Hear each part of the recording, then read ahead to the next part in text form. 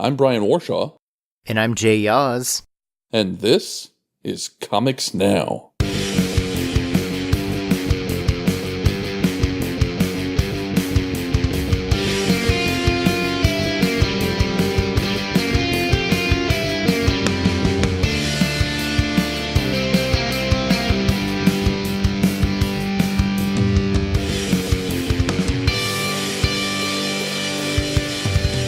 Welcome to Comics Now. I'm Brian Warshaw, and I'm joined, as always, for our 50th episode Woo-hoo. by my co-host, Mr. Jay Yaz. Jay, happy 50th episode to you, my friend. Yes, what a milestone. 50 well, technically it would be more if we count like the movie reviews and interviews and everything. But 50 main episodes, that's it's quite a milestone there. Feels pretty 50 good. regular format, comic-centric episodes. So, Yes. yeah.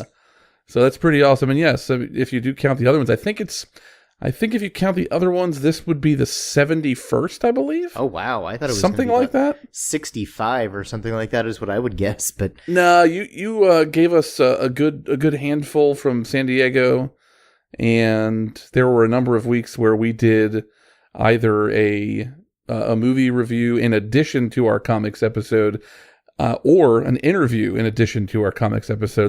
Those weeks where we talked to like Taylor Esposito or Steve Wands, Jacob Simon, folks like that, those were all in addition to our regular episode. right. Double recording, same night, back when you and I were really crazy. Yes. And we're trying to get this thing off the ground. Yes. Getting as much content out there as possible. But it was worth it because I think we've had a pretty good year so far. I think so too. It's been great. And as you and I were both texting about beforehand, we're both really, really tired tonight. But Yes. Now that the recording That's never is rolling, stopped us except for the Right. times that it has. well, yeah. But seriously, now that the recording is rolling and I'm talking, I'm a little more energized. So let's jump into the news. All right. So first big news item that I think we can agree was pretty big is the brand new Detective Comics logo was revealed this past weekend at what was it, C2E2, or was that WonderCon? I can't remember. I think it was WonderCon. Yeah, WonderCon is what we Yep, have here in the WonderCon. article. Yep, right there. I scrolled down just a little bit more. Anyway, it is, at first I was like, okay, this is, cool, but I didn't know what to think about it. But the more I look at it, the more I love this logo. What do you think of this one, Brian? I absolutely love this thing, and there's just a number of reasons. One, the most obvious is that it's a great blend of Batman's colors through the years. Now, the only color that's missing, obviously, is gray, or if you really want to get technical, all those rainbow colors, plus R&R, blah, blah, blah, blah, blah. But anyway, just normal, bat suits. You've got just about all the colors represented. The word detective almost serves as a utility belt to the blue Batman silhouette that's set in the black. I don't know. Really cool design elements without seeming overly busy, and I really like it. I think it has a more all ages accessible feel to it. Now, whether or not what Tomasia's writing is going to be all ages is another thing entirely. But I do like the accessibility of the logo. Yeah, it's like the Justice League logo that came out about last year. Definitely has a retro feel to it, which I really enjoy, but it still feels like a modern logo. It doesn't really remind me of any previous detective logos as much as the Batman and the Outsiders logo. That one had that kind of wider and longer bat body with, Batman and the Outsiders just written in it, which is what this reminds me of. But yeah, just letting this, gestate for a few days and everything. I really like this. I like that it's not overly designed, but it still catches your eye and it still conveys everything that you need to know about the title. So For sure. I'm really excited about seeing this on books coming soon. And I did read on online that it's not always going to be these colors every time it appears on the cover of the comic, cool. which is to be expected. I mean, they tend to play with that stuff. based on the cover content.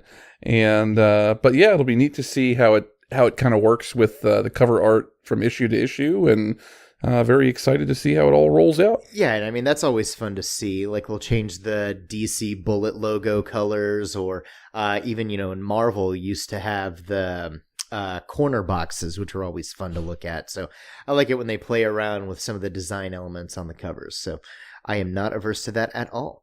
They just need to do it on the Batman book now. Yes, seriously. Update that thing, guys. Come on. Next order of business is Greg Pak and Giannis Milogiannis' Ronin Island. The first issue has gone back for a second printing, and since the first issue sold so well, Boom Studios have given the series a complete series order. So it was originally meant to be a 5-issue miniseries. It will now be a 12-issue maxi series. Brian, have you had a chance to pick up Ronin Island and check that out yet? I haven't. I'm guessing by you including it that you've actually read number 1. So is that the case?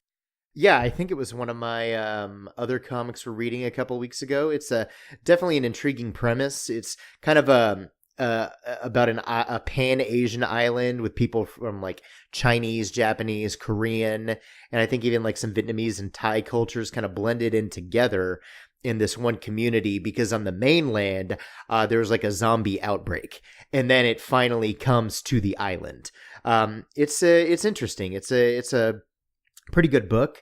I am curious to see how expanding it from 5 issues to 12 will impact the pace of the story, because after 1 issue, I didn't really get a feel for exactly where the plot was going to go. So I don't know if maybe this was just they gave Greg Pak, if they gave him kind of a truncated pilot phase where, if it sells okay, we'll give you 5 issues, but if it sells much better, we'll give you the full 12 so you can tell it as much as you want. So he wrote 2 versions of it. I don't know, but I am curious to see how it all plays out after that. What's the basic premise? I mean, I know you mentioned it's on you mentioned some of the geographic/demographic information, but what's the basic premise? Oh, it's effectively that on the mainland there was some sort of virus or outbreak that turned people into zombies, and it drove all of these different cultures to this one island here, and they've been living for several years together on this island. But then an envoy from the emperor on the mainland comes to this island to effectively have them pledge fealty to him, in saying that their days of independence are over, because this outbreak, this war that was going on the mainland has reached their shores, and either they need to join up with, an actual organized army and military power, or they'll just die. Yeah, it's pretty good. Like I said, first issue was definitely just kind of setting up the premise. I'm not. It's definitely something that you could get some mileage out of, but I didn't get a feel for exactly where everything was going to go, because that's pretty much everything that happens in the first issue is just setting up life on this island, and then the this envoy coming to them. So there wasn't an awful lot left, but the second issue should be coming out pretty soon. So I'll let you know how that is. Yeah, and if things get a little less crazy here in the Warshaw house, then I'll have to try to check it out myself too. Definitely. Final piece of news.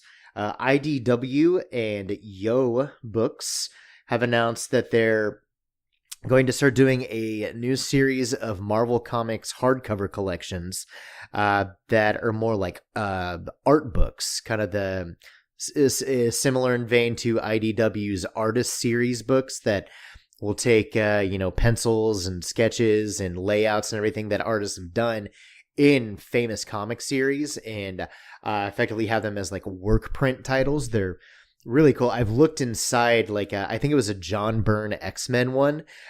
It looked phenomenal. I don't think these are going to be quite like that or quite that size, because those are massive. But the first book in this series is going to be called Marvel Masterwork Pinups, and it's just going to be taking a bunch of pinups and full page illustrations from giants like Jack Kirby, John Romita, Steve Ditko, Barry Windsor Smith. I think even John Byrne, it said, was going to be included in there, and Dan DeCarlo and several others. Just a collection of pinup art that they've done with Marvel characters like Spider-Man, The Thing, Doctor Strange, along with what looks like some, at least maybe a foreword or perhaps some commentary from Stan Lee. So what do you think about this here? Well, I mean, I'm staring at a picture of a Jack Kirby thing, and I mean that's pretty much all I need is the Thing saying it's clobbering time, and oh yeah, and this particularly because it's not the Thing from the first few issues of Fantastic Four. Mm-hmm. He did not originally have quite as prominent a brow in the first, I don't know, maybe 12 or so issues. And so, yeah, it's nice to have a Kirby Thing that looks a bit more like the modern Thing.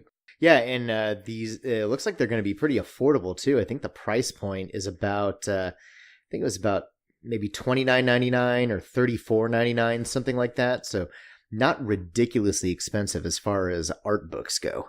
That's great. If you said it already, I'm sorry, I'm really out of it, but what is the page size? Do we know? Oh, let me pull that back up here. I think it had it in the original release. I want to say it's several hundred, like maybe 250, 300. Sorry, I didn't mean the page count, but the dimensions. Got the it. dimensions. Yep. Yeah. Hang on, let me pull it up here. Live radio, everybody. Remember, this is what we're working with here. And this should be a lesson for me to possibly include that stuff in these. Where is it? Who did I say this was? IDW. Yep.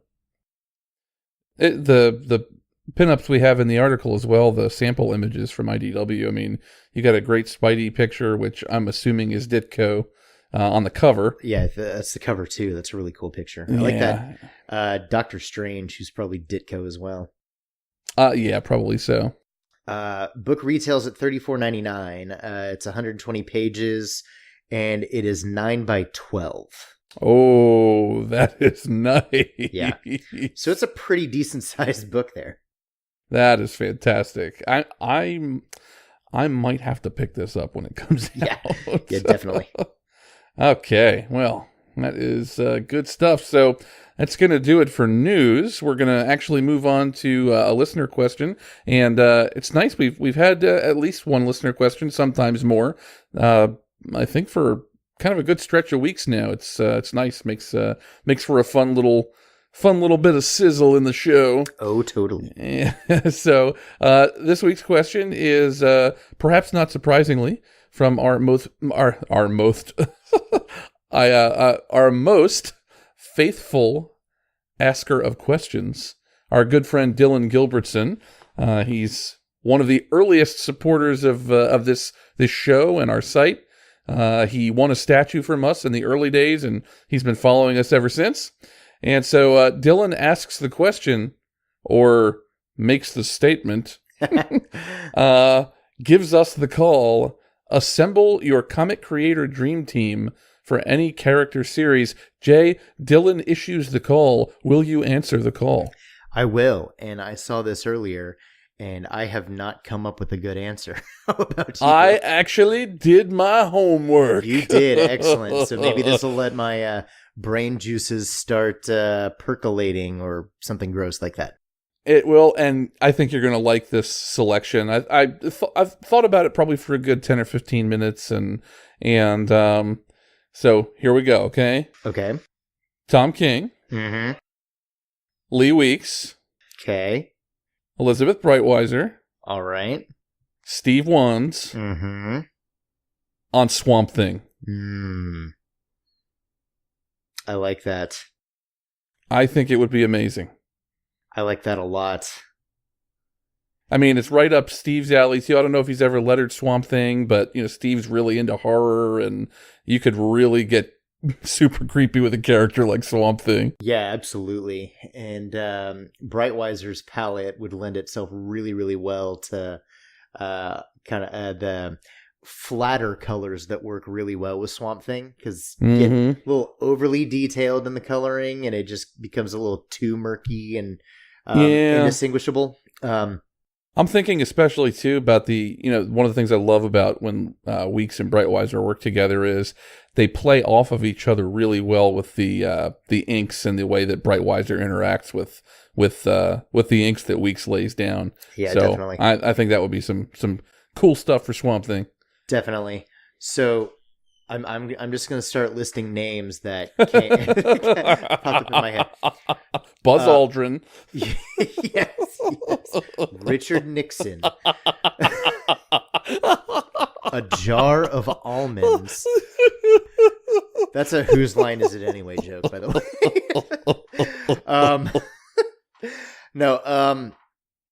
I'm gonna say Art Baltazar and Franco as writers.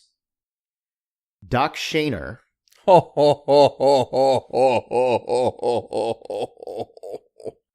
Rob Keep Lee. going. Rob Lee on letters.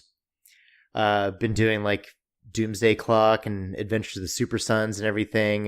Works with Tomasi a lot too. He's got a really good lettering style. And I'm trying to think what character or series I would like to see them on. Oh, dude! If you don't have an answer, I've got one. Yeah, I mean, they're the obvious ones. Like, I could just look at Shaner's Superman drawings all day, every day of the week. But I kind of want to go with something maybe a little more off the wall. That would be a lot of fun. You know what? For some reason, I keep thinking Nightcrawler. They'd be fun.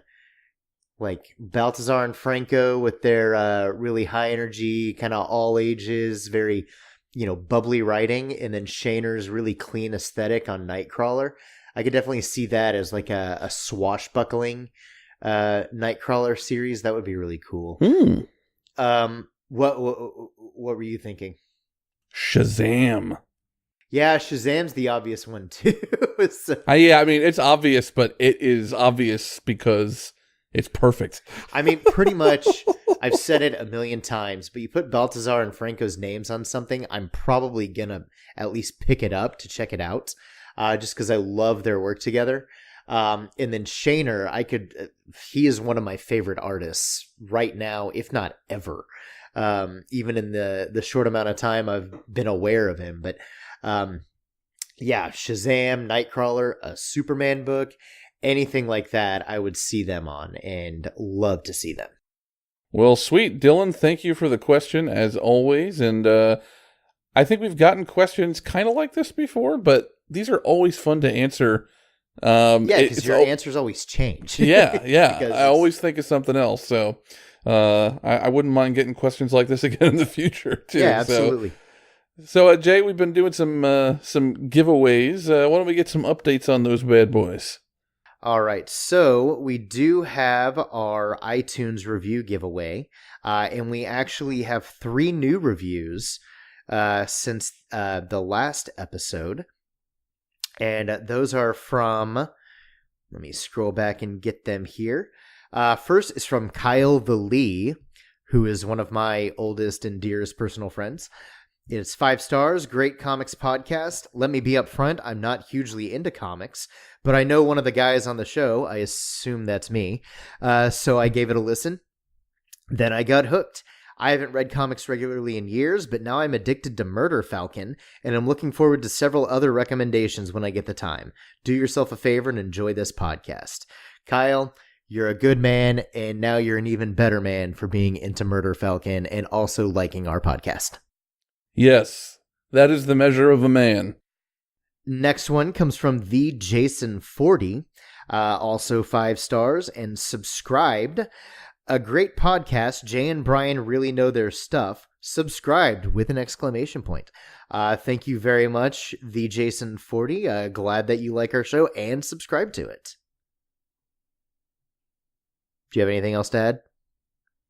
Nope. All right, next one comes from D.Rod06, who is one of my coworkers, and he pretty much reviewed the podcast just to help us out. So that was very nice of him. 5 stars, great podcast. Enjoy this podcast. Definitely one of my favorites.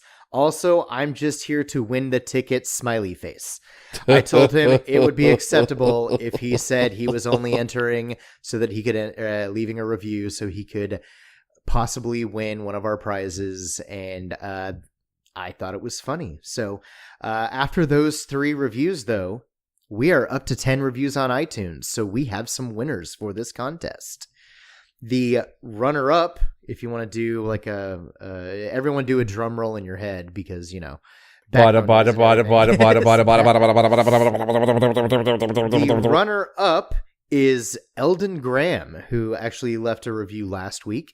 So thanks very much, Eldon. If you want to reach out to us at comicsnowcast@gmail.com, or if you follow us on Twitter or anything, just send us a direct message there and find out how we can get you some comics. And the winner is the Jason 40. So congratulations. I'm going to assume your name is Jason. Congratulations. Know that you had a little bit of trouble leaving the review the other day. Thanks to a little back and forth we were all having on Twitter, but glad you got entered, and I'm glad that it seems to be worth it because you're our big winner. You won a digital code for Aquaman and a Batman 4-film set. So again, send us a direct message on Twitter, or we know how to find you, so maybe we'll send you the direct message, and we can get you that code and get your shipping info so we can send you those movies. Congratulations to you all. Yes, indeed. And everybody else, thank you very much for leaving the kind words. Hopefully the fact that you didn't win won't change your opinion of the show, because I promise it was all random. But yeah, thanks for listening, everybody, and leaving those reviews for us. Yep, and we do have the other giveaway that's still open to give some comics to 3 different winners. And we can go ahead and get the posts for those back up and pinned at the top of our Facebook and Twitter now that this other giveaway is over. And if we can get a few more folks to like and share, or if you're on Twitter, retweet those posts, then we should have enough folks soon to pick some winners. And again, like I said last time, if that doesn't happen soon, we're just going to give more comics to the people that did enter. More comics are always good, but more entries are always good too. Yes. helps spread the word about Comics Now. And the love of comics. Yes. Because we still love comics. You're jumping to the end, Brian. Well, this week we're talking about a book that is very near and dear to my heart. Well, that's not really the best way to describe it. I like it. And it's Daredevil #3 from last week, Marvel Comics, written by Chip Zdarsky, line art by Marco Cicchetto, color art by Sonny Go, letters by Clayton Cowles, and cover art by Julian Totino Tedesco. And basic idea here, if you guys haven't been following the series yet, is after the events at the end of Charles Soule's run on Daredevil and the, frankly, very forgettable The Man Without Fear miniseries, we have a fresh start for Daredevil. So forgettable, I already forgot about it, and I read all 5 issues. Well, there you go. So we've got kind of a fresh start with Daredevil. Not a completely, it's not a rebooted series or anything like that, but basically he's doing his thing, but somebody frames him for murder. And there's also a cop who used to serve in Chicago, who's now in New York, does not get why everybody has some sort of reverence for Daredevil. He wants to bring Daredevil to justice. That detective's name is Cole North, and probably my favorite wrinkle in this whole story came from the first issue, when we see that Detective North, he doesn't have any illusions about the Kingpin either. You would think if he's trying to catch Daredevil, he would in some way be in the dark about who the Kingpin is. who the Kingpin really, really is. Right. And yet this tension of this detective who really isn't on anybody's side. He's not on Daredevil's side. He's not on the Kingpin's side. He's really not even on his fellow officer's side. He seems to really be driven by something very personal, and that's about it. Has been, for me, probably the most compelling thing about this series through these 3 issues so far. So that's kind of getting us up to speed where we are. Jay, before we dig deep, what did you think about number 3? This has been a consistently excellent run. I mean, it's only 3 issues deep now, and I mean, I'm not exactly a Daredevil expert, even though I've really gotten into the character over the past several months. But each issue, I wouldn't even necessarily say that it's a matter of each issue, it's better than the last or anything like that. I mean, consistency is what's really been working with this series. It's just good. It is flat out good. It is interesting. It's gripping. Every turn of the plot and every twist and everything feels organic, but it also doesn't feel like it's just there for shock value either. It definitely feels like Zdarsky's not necessarily playing a long game per se, but he knows exactly where the pieces in this story need to go. It's just some really confident, really solid storytelling. And like you, this detective is one of the best wrinkles in it, because it's not often that you get, Commissioner Gordon, notwithstanding, and maybe a couple of others that I can't think of off the top of my head, but too often the cops are either, righteously good to a fault, or dirty and corrupt and need to be taken down. This guy isn't even in a gray area in the middle, because it's hard to even say that he's necessarily wrong about his feelings about vigilantes, especially coming from somebody in, a public service like the police force. So he's not really doing anything that is morally questionable. And that's a really interesting dynamic in here in a story where we're rooting for a vigilante who is doing things that are maybe, towing the line of what would be acceptable in justice or not. Yeah, it's interesting where the only reason Detective North is the reader's enemy is because he's Daredevil's enemy. Yeah, but if you step back for a second, it's like, this guy really, I mean, he has a point. He's a little gruff. He's not really, we get a little bit more about his personality in here, because some of his internal monologue when he's talking to the Kingpin makes it clear that he's not a fan of him either. And he knows he's dirty and would take him down if he could. So he's not in Wilson Fisk's pocket or anything like that. Yep. But yeah, I mean, like you put it perfectly. The only reason the readers dislike him, I feel like I need to dislike him, is because he's going after, our boy in red here, but he's really not a bad guy. It is such that, and we shouldn't have to give spoiler warnings at this point, but in case there's any new listeners, we will discuss spoilers, and I'm about to discuss a pretty big one. So turn back now if you haven't read this yet and you plan on it. But in this issue, Frank Castle comes into play, and you mentioned a few minutes ago that they don't do things for shock value, and anytime you see the Punisher pop up in a book that isn't his own, not any time, but a lot of the time, it is for shock value. It's sort of, oh my goodness, the Punisher is involved.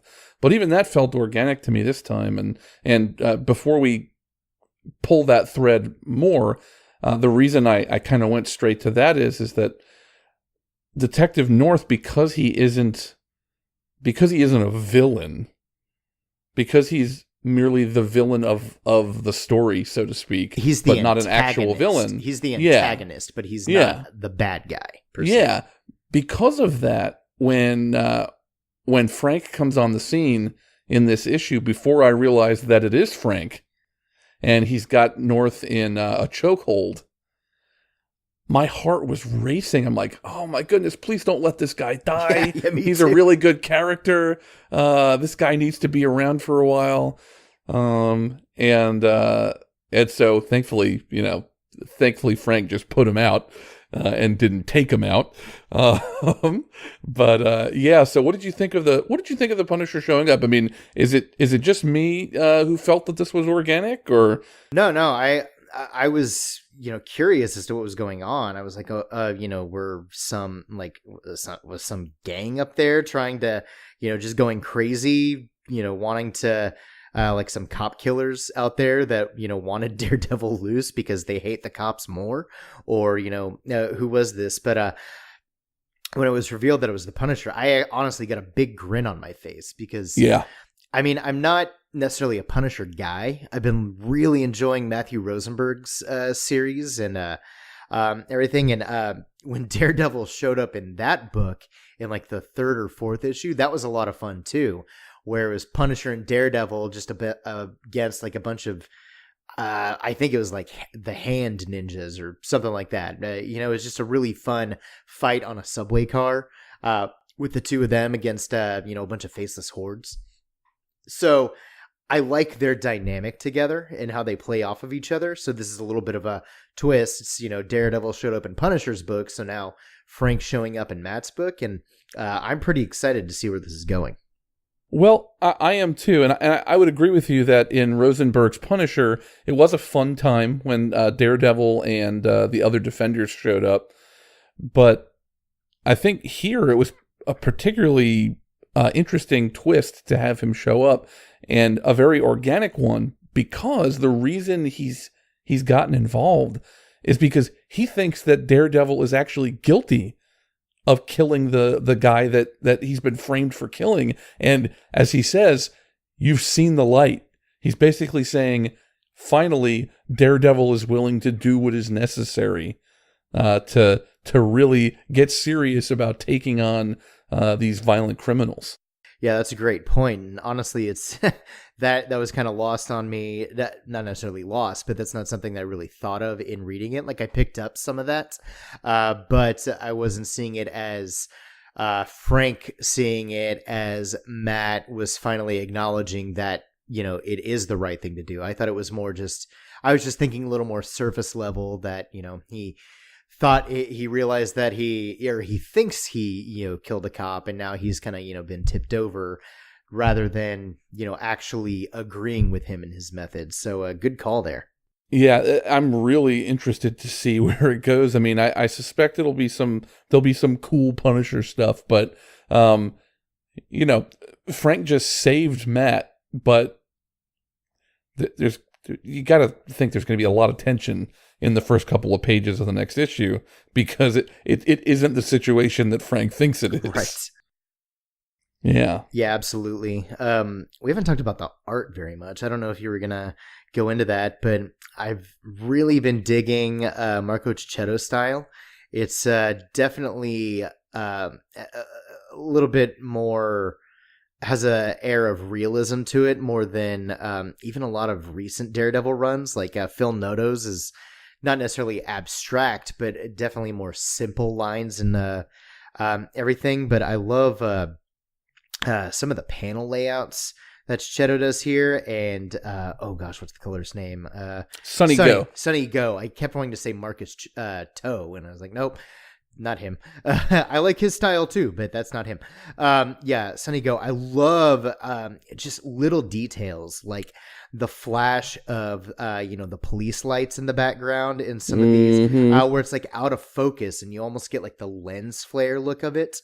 And then like when Matt is trying to get away from the police, and he's put that trench coat on and everything, and you can just see in big letters, black sweatpants, red boots, I'm in pursuit. That's a really cool twist on his radar sense and his enhanced hearing.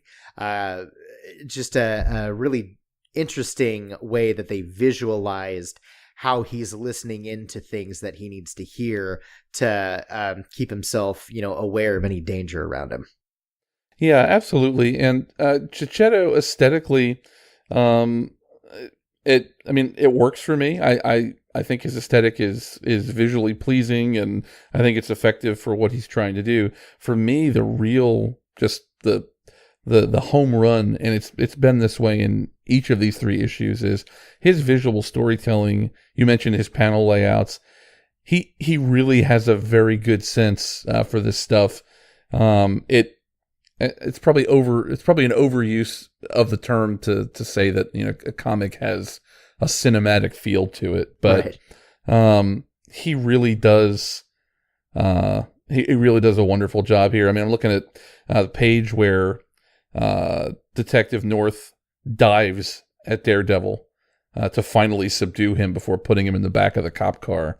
And you've got the police lights in the background. You got some speed lines, and then just silhouette of the entanglement. Cool. And then that fist fight leading up to it is just so. I mean, you can feel some of those punches, like when North, you know, punches, you know, Matt in the face on the preceding page, that bottom panel there. That is just a hard hitting punch right there and you know, you see the streaks of blood coming out of Daredevil's mouth. But I mean, it's never confusing as to what's going on. It's very well choreographed and very well staged. Absolutely. And one of the reasons I think that punch from North, why you really, really feel it, is if you look through the rest of the issue, most of the fighting, we don't actually see the connection of blows.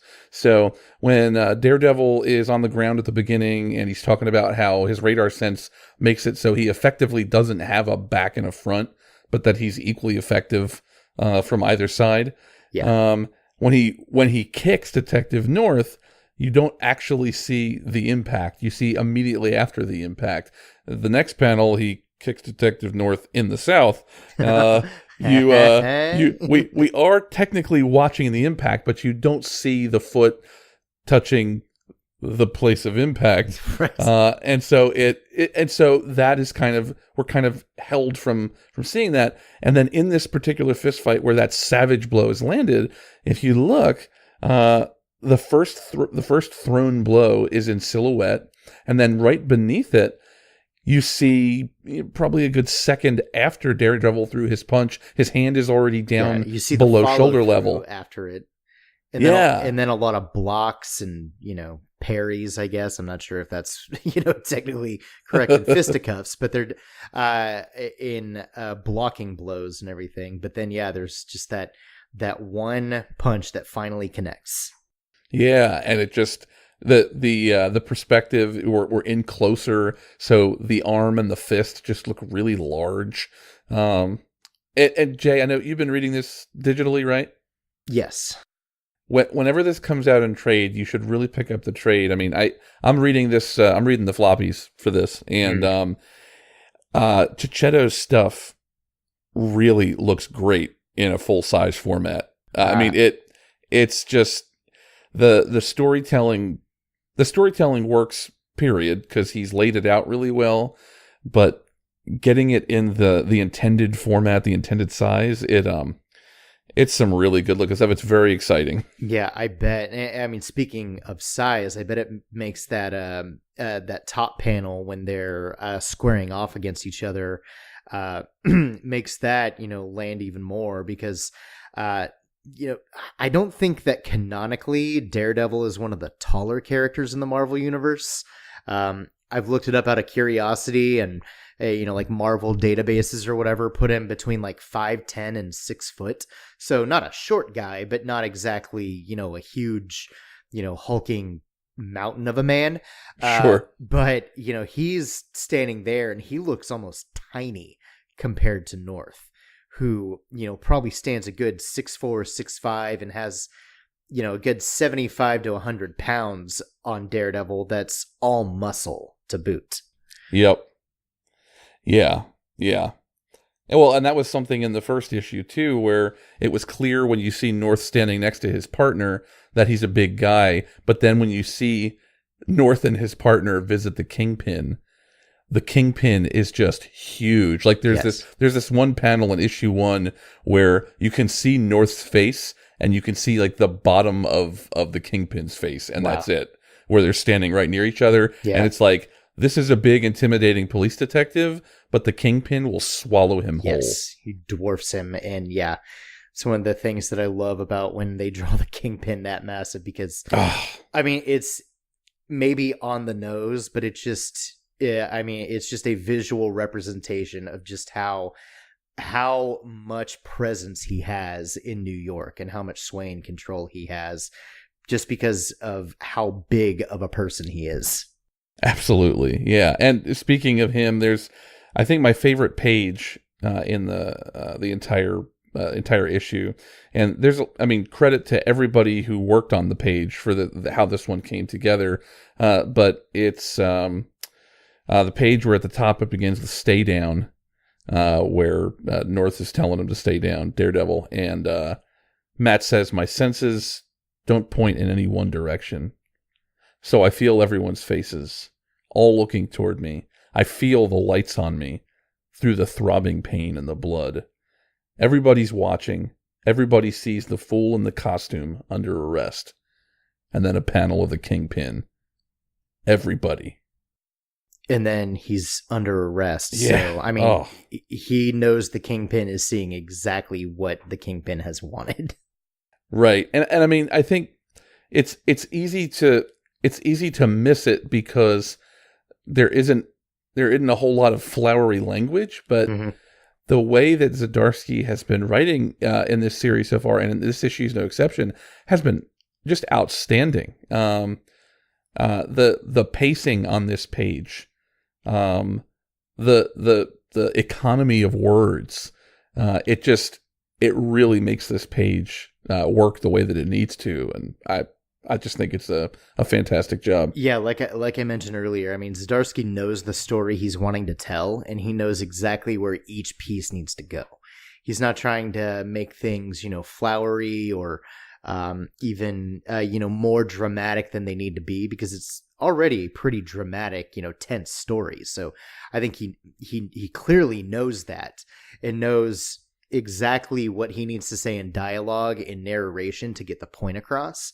And then in some instances just lets the visual storytelling tell everything that he's written on the page for the artist to follow, but has the confidence in them to be able to get across the point and everything that he's wanting through their visual techniques. Yeah, totally. Well, I think it goes without saying that after reading Daredevil #3, I'm tired, and I still like comics. I am also tired, and I still also really like comics. Are there any other comics that you have been liking, Brian? Yeah, I've got two to talk about. I sent one of them to you when I emailed the docket over to you, but I thought about another one immediately after that. So first up, I'll say, and I have a feeling you might be piggybacking on one of these, namely the one that I sent to you. But the Green Lantern #6 by Grant Morrison, Liam Sharp. Is it Tom Olive, the colorist? I'm not sure. I'll have to And then first time on the series, Steve Wands is lettering the Green Lantern, at least for this issue. Maybe excellent. Maybe more. I had some emails with Steve about something else this past week and didn't think to ask him about that, but I'll probably follow up about that and let you guys know. But anyway, the Green Lantern is Steve Olive. Steve Olive. Yeah. Thank you. This has been, I mean, if you guys listen to the show, if this isn't your first time, then you've heard Jay and I talk about this book over the past couple of months, and it's an excellent book. The writing from Morrison is as out there as you would expect, as imaginative as you would expect. It's actually this issue is probably the most accessible from a writing standpoint out of any of the issues thus far. It's got my boy Adam Strange. Liam Sharp's artwork is just ridiculously good. I mean, he first came into my consciousness when DC launched its Rebirth initiative in 2016, and he was drawing the odd-numbered iskews of Wonder Woman, I think it was. I think he was. And then those were were those the present day? I kept wanting to say the year one. I was like, no, those are the others. That was Nicole the year Scott, ones were. Yep. Yeah, so Also Sharp's a work. fantastic artist. Yeah, absolutely. This book, and I hope DC gets this. I'm sure Morrison gets it.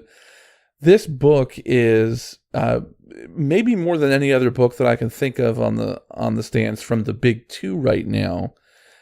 This book's identity is so wrapped up uh, in both Morrison and Sharp, in a way that if you took Sharp off of this book, it would be noticeable in a way that it's just not quite as noticeable on other titles. This is definitely his title as much as it is Morrison's, and it just would not have the same impact on me if you traded somebody else in. Totally. And I mean, I wasn't going to piggyback off of it, but I will definitely co-sign and say that, yeah, I've been enjoying this book. It is just comic book storytelling of the best sort to the highest degree as well, just because it is so weird. It's so out there, and it takes the concept of a, outer space police officer who patrols all sorts of worlds, not just the ones that are inhabited by creatures that would be fairly recognizable to you and me, and then just falling in and going on the adventures of all that crazy bonkers bananas-ness that is out there in the universe. Yeah, and Adam Strange kind of flying and saying, hold on, quoth the Atom. Where'd we go? Oh yeah, stay away from my daughter, space bastard. That's a pretty humorous moment. Absolutely. And I mean, you can't beat an outer space duel with ray guns. And that's just, I know. That's just so awesome. I love that. It's amazing how Morrison is making this the most Grant Morrison-y book that he possibly can, and yet it still feels like it honors the premise and the whole idea of what the Green Lantern Corps is. Yeah, definitely. Yeah. So the other one, I haven't finished it yet, but I was really into right around when I started reading comics back in 2013, the Jeff Lemire and Andrea Sorrentino run on the Green Arrow. And I've had the deluxe edition of their run sitting on my shelf. Man, it's probably been 6 months or more. And I just have a lot of stuff that I have to get to. And I decided last weekend I was going to start working through it. And yeah, it's really good stuff. I mean, Sorrentino's artwork is ridiculous, as you might expect. The coloring on the Green Arrow was even more high contrast, more stark than what you see in something like Gideon Falls. And as such, it tires the eye a little bit faster if you're sitting down trying to plow through some issues. But it's still just amazing work. And one of the things I remember very distinctly from reading it the first time is that it just blows by. It's a very, very fast read, very action-packed, fast-paced, and it's the same way now that I'm rereading it. Yeah, I've really not read much Green Arrow over the years. I understand that that's a really good run, so I don't really have anything to say about it other than, that's a good team with pretty cool characters. So glad you're enjoying it. Maybe I'll pick it up someday too.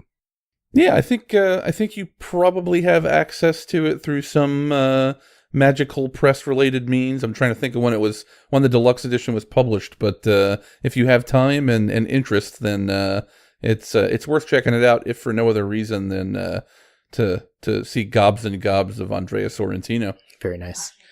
How about you? I have been. I read IDW and Marvel's Marvel Action Black Panther #1. I even wrote up a little review on it earlier today. I was really impressed with it. It's written by Kyle Baker, illustrated by Juan Samu, colors by David Garcia Cruz, and lettered by Tom B. Long.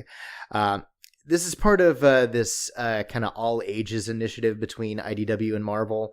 There was a Spider-Man book that came out a couple months ago that was, it was okay. I read the first issue and it was fine. I didn't love it, but it was it was fun and definitely something that I could see the target audience enjoying. But I was really impressed with this because it's really accessible, and I made a point of it in the little review I wrote that it's similar to like the Batman Adventures and Superman Adventures comics from the 90s that were based on their respective animated series. It's kind of just stripped down ideas and concepts about the characters, just refined to what would be recognizable to as wide an audience as possible. And with a Black Panther movie that came out last year and made all of the money and, won, Oscars and all sorts of stuff. There's plenty of Black Panther mythology that it would be recognizable to a lot of people. But just something that would be very easy for new readers to come into without needing to know a lot of backstory, have to keep up with continuity or anything like that.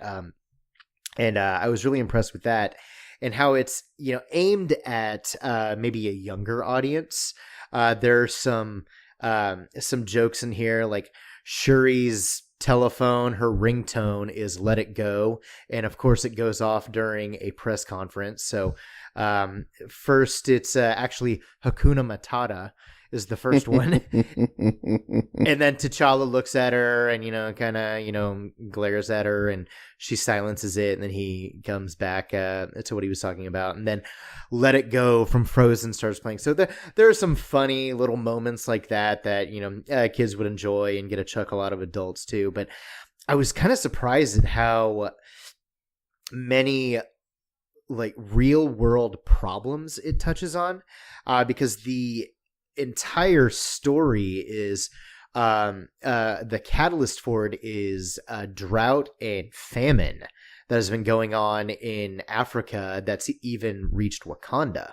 So T'Challa needs to be there to rally the Wakandan people, to give them aid and inspire them that they'll make it through and they'll give help where it's needed, but also he has to face an enemy that he can't really fight physically.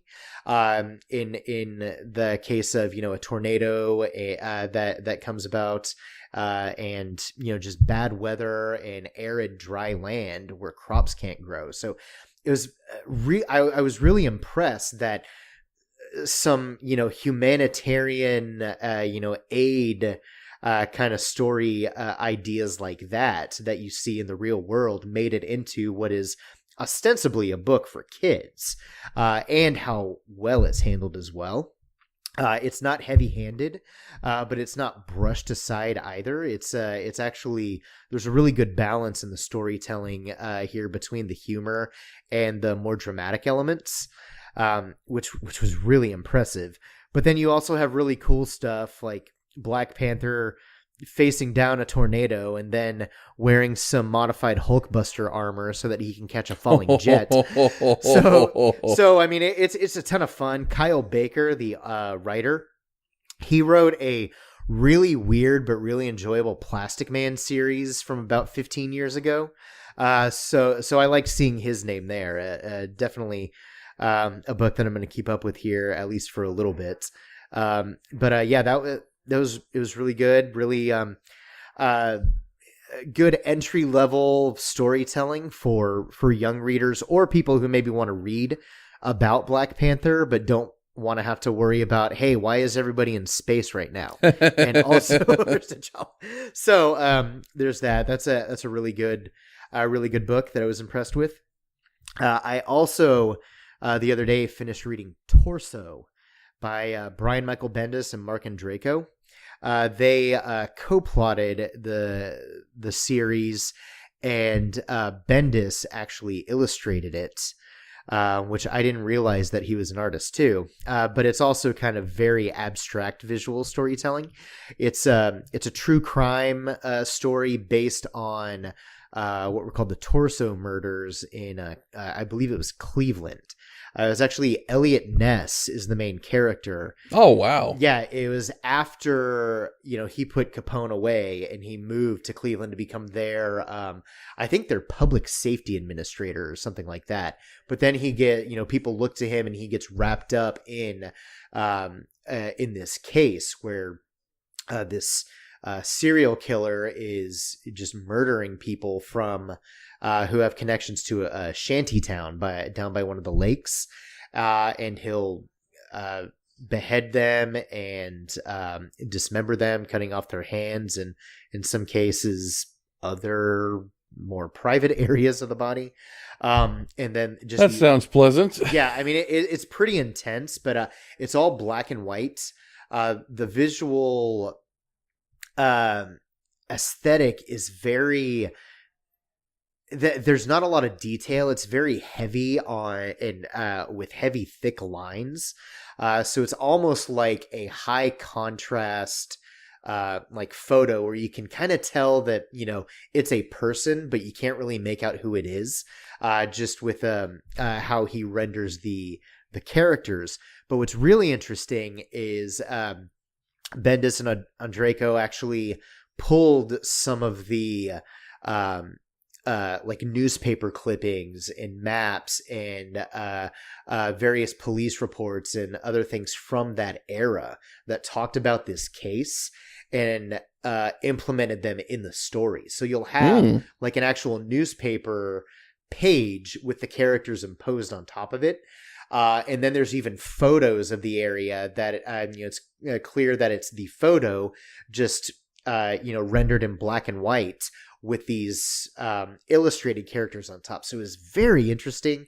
I mean, it is kind of a tough read because it's it doesn't get too graphic necessarily because it's not super detailed with the art.